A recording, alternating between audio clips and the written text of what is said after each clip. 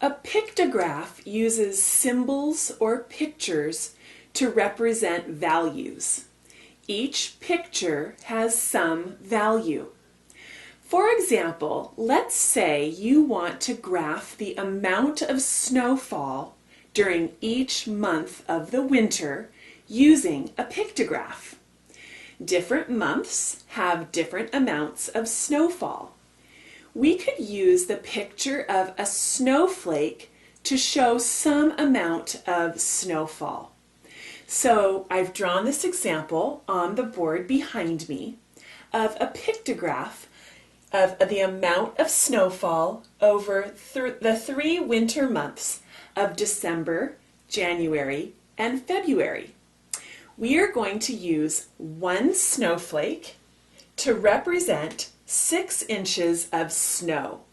So every time we see a snowflake in our graph, we know that that equals 6 inches of snow. Using a snowflake to represent these 6 inches of snow, we can graph snowfall using a certain number of snowflakes for each month. So, as you can see, in December, we have 2 snowflakes. And since we know that each snowflake is equal to 6 inches of snowfall, we would know that we have 6 plus 6, or 12 inches of snowfall for December. In January, we have 1, 2, 3, 4 snowflakes, and each snowflake equals 6 inches of snow. And so 6 times 4 is 24, and we can see from our pictograph of snowfall that in January, 24 inches of snow fell. And for February, we only have 1 snowflake, and that tells us that just 6 inches of snow fell in February. Sometimes a pictograph can have more than 1 symbol and express values for more than one thing. For example, a farm can keep track of apples and bananas sold on the same graph. So if we have a graph like this for a farm keeping track of the amount of fruit sold, we can see as we look at this graph that they have both apples and bananas on the same graph. We have the months of June, July, and August, and then we have our key here to tell us how much, what value each symbol is worth. So for every apple I see in my graph, that's equal to 100 pounds of apples sold.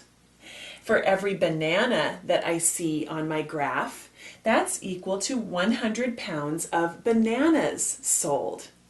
And so, looking at the graph, we can tell that in June, 200 pounds of apples were sold and 100 pounds of bananas. In July, 100 pounds of apples were sold and 300 pounds of bananas were sold. And in August, since we have 3 apples and each apple's worth 100 pounds, we can see that in August we had 300 pounds of apples sold, and with the 2 bananas at 100 pounds each banana, we can see that the August sale of bananas is 200 pounds. Let's look at an example of answering a question using the information given to us in a pictograph. So we have a pictograph here that tells us from the title that this is Sammy's summer reading.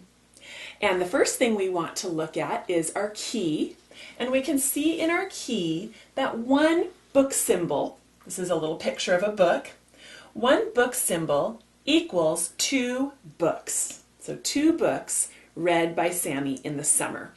So let's look at each month. We can see that in June we have 1 book symbol, in July 2 book symbols, and in August 3 book symbols. So in total, we have 1, 2, 3, 4, 5, 6 book symbols. And using the key here at the bottom, we know that each book symbol equals 2 books. So our question asks us, how many books did Sammy read in his summer reading?